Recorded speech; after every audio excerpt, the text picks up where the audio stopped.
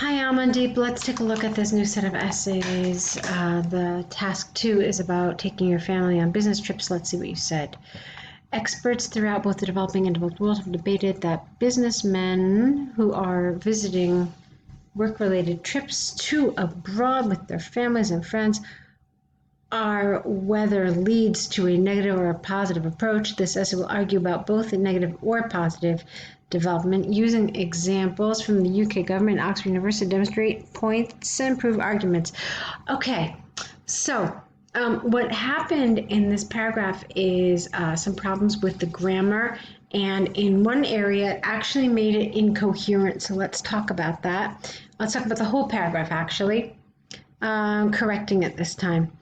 Experts throughout both the developing and developed world have debated whether businessmen who take work-related trips abroad with their families, not their friends, have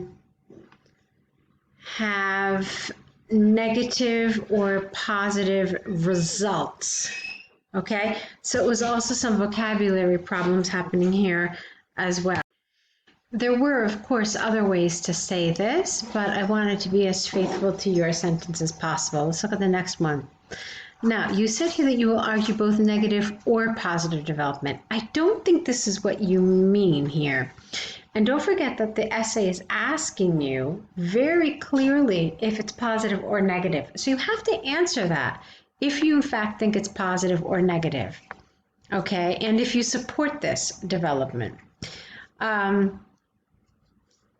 So rather than saying you will argue about both positive, that doesn't make sense either. You can't say both positive or negative. It has to be both negative and positive. That's what both implies, okay? So, but again, this isn't what they asked you to do. They asked you very clearly to take a position. So please do that here. I don't know what your position is, but it's very important to simply say this essay will argue that this is a very beneficial development for both families and the employee, or this essay will argue that it is against the interest of the company and the employee to have families accompany them on work trips, okay? So you could have said something like that. Let's move on. On the one hand, there is ample evidence that attending a company meeting in foreign nations with family and friends, I don't know why you keep talking about friends, is essential, because attending is one thing here, that's your noun, is essential to enhance their relationships. The central reason behind this is twofold. Firstly, there is no denying the fact that managers, directors, and CEOs, okay, with an S here, I don't know if that's an apostrophe, have a hectic work life and do not have enough vacations, not vocations, wrong spelling here, to spend with it's not their households either. It's a problem here with vocabulary, Amandeep. So you really mean with their families, with their loved ones. One of those words would have been better.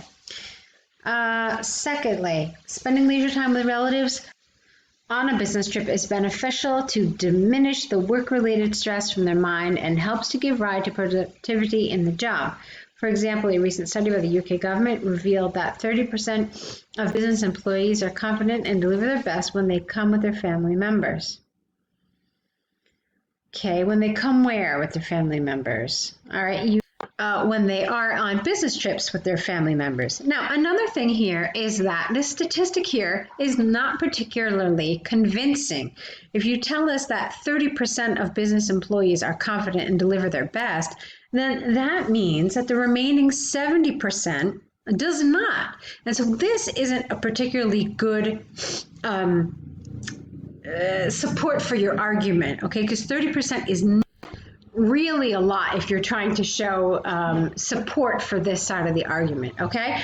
So maybe you could have said instead something like, for example, a recent study by the UK government revealed that 85% of business employees are confident and deliver their best when they attend business trips with families, okay? Therefore, it is abundantly clear that attending companies' conferences by the entrepreneur is beneficial to balance their relationships. All right, again, there's some awkwardness here, Amandeep, in this whole sentence. We're not talking just about conferences. This could be anything. This could be, sales meetings. This could be, I don't know, there's a million reasons why people travel for work, okay? So don't limit this just by talking about conferences.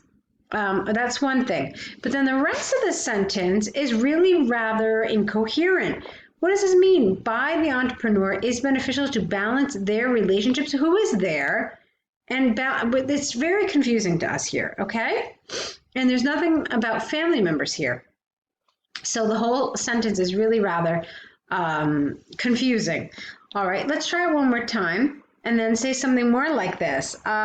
Therefore, it is abundantly clear that, let's try it again. Therefore, it is abundantly clear that there are many benefits to having employees take their families with them on business trips. Okay, something like that would have been good. Let's move on to your next paragraph. On the other hand, in spite of a few advantages, this approach also has more negative impacts on the business employees and companies. All right, that's good. I like that. There is no doubt that attending crucial meetings by the higher authorities' representatives with families should definitely affect the performance and also put an extra burden upon companies' financial position. All right, let's talk about this sentence here. It was good except for this part. Hold on, let me see if I can highlight it for you, okay? So you understand what I'm talking about. This, okay? This was a little strange, a little awkward. You had a lot of words together that didn't really carry some meaning. So let's try that again. There is no doubt that attending business meetings with family along could affect the performance. And whose performance? So you want to see here the employee's performance and also put an extra burden upon company's financial position. All right, that makes more sense than what you said here, higher authorities representatives. It's rather awkward.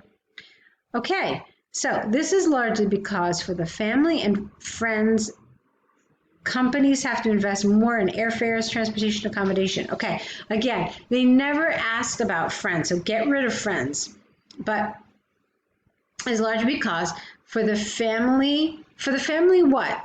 For the family to attend or to join the employee, companies have to spend, I don't think invest is the right word here, spend more on airfare, transportation, and accommodation. For instance, a recent survey by Oxford University suggests that 20% of the extra budget is spent upon the family members of managers and directors over the years. Okay, so again, there's a little bit of awkwardness here. What is the extra budget? I don't really understand what that means. But you put a the here, so it's as if the reader should know what extra budget you're talking about. And you don't mean upon, that's the wrong word, but a better word would have been is spent on the family members of managers and directors. And then I probably would have just left out over the years. As a consequence, it is also evident that when professional life mixes with personal life, this causes a lack of concentration on work performance. All right, now I have to disagree with this last statement because you never really focused on this. You mentioned here it affects the performance, all right, but you never explored it. You never told us how it affects the performance. You never explained that. You never went into any detail. Instead, you focused your paragraph just on this, okay? And so then when you talked about it here, kind of as your wrap up, it's really rather strange because this wasn't what the focus of your paragraph was. So what I would have done here instead is basically talk about both of them. You could have taken, I think, some of this development about the burden on the company out. I know you were concerned about your word count. So you could have done that. So let's talk about how we could have redone this paragraph. So what you could have done here is you could have said the reason for this is twofold. Firstly, having family travel with the employee may affect the employee's performance. And then say why it does that. So say that, workers are distracted, workers are too busy with their families and, sightseeing with them in order to fully focus on work. And then you could have said, secondly, and then talk about the financial thing here, okay? That companies have to pay for their employees' families and so forth. So then here you could have said at the end, as a consequence, it is evident that there are negatives associated with family accompanying the employee. All right, that would have been far more cohesive as far as a paragraph goes. All right, so to conclude from the given arguments and examples, I firmly believe that I firmly believe that traveling with family for business, that makes more sense here. This is incorrect, visiting the organization, meeting with relatives. And this too doesn't work. The drawbacks outweigh its benefits. So let's try one more time fixing the entire sentence. From the given arguments and examples, I firmly believe that traveling for business with family has more drawbacks than benefits. Okay, if you really wanted to use this, that the drawbacks outweigh the benefits, and we'd have to really restructure the sentence. But let's move on. It is predicted that the trend of visiting work-related tasks with families will be diminished. All right, this too, Amandeep, is a little awkward, visiting work-related tasks. It's just the wrong vocabulary here, again. So I would have changed that. It is predicted that this trend of traveling with family for work will decrease. Okay, so really what we've got here is it's primarily, I think, vocabulary, because if you notice a lot of the things that I've been focusing on here, I think vocabulary is probably the link that is creating some problems, okay? I wasn't concerned about your word count. I know you said that in your email you were. If you're doing this in 40 minutes, then I'm okay with 350 words. In fact, I have read some wonderfully well-developed essays where they've been this much and sometimes even more, okay? So I don't want that to worry you. It should only be a concern if you're finding that you don't have enough time to write your answer. But that also needs some speed and some practice. I think really the thing that was the weakest area here was with the grammar, with the vocabulary firstly, actually, and then the grammar. Okay, your paragraphing was fine. You did a lot of things that were good. Okay, so you had these good linkers. You didn't have problems in terms of coherence or cohesion as far as like linking devices and stuff like that goes. Okay, you did have a problem here with the beginning and the end of this paragraph. And let's see. So that's pretty much it. Okay, so we spent a lot of time on this. I really want to look at your task one now, so let's go straight ahead and look at that. Okay, this is the restaurant letter. All righty, fine. Let's see. Dear Sir, Madam, I am writing in order to express my dissatisfaction with your restaurant's bad quality of food. I had a horrible experience with the meal I ate from your restaurant. Okay, firstly, last Saturday I visited your restaurant to eat lunch with my family members, which is situated at the shopping mall, Brampton. All right, careful here, because where you put this relative clause, which is situated, it's as if your family members are situated at the shopper mall. Okay, so obviously that's not what you mean. You mean something totally different here. Also, we don't say that something is situated at the shopper mall. We say something is situated in the shopping mall, all right? So let's try this sentence one more time. Firstly, last Saturday, I visited your restaurant, which is situated in the shopping mall, Brampton, comma, to eat lunch with my family members. I ordered 3 butter chicken plates with rice and also cold drinks. when I came back to my home when I came back to my home at midnight, I suffered from unbearable pain in my stomach. Furthermore, this severe pain not resulted in food positioning, you wrote. You meant poisoning. This severe pain was caused by food poisoning, all right? You wrote it backwards.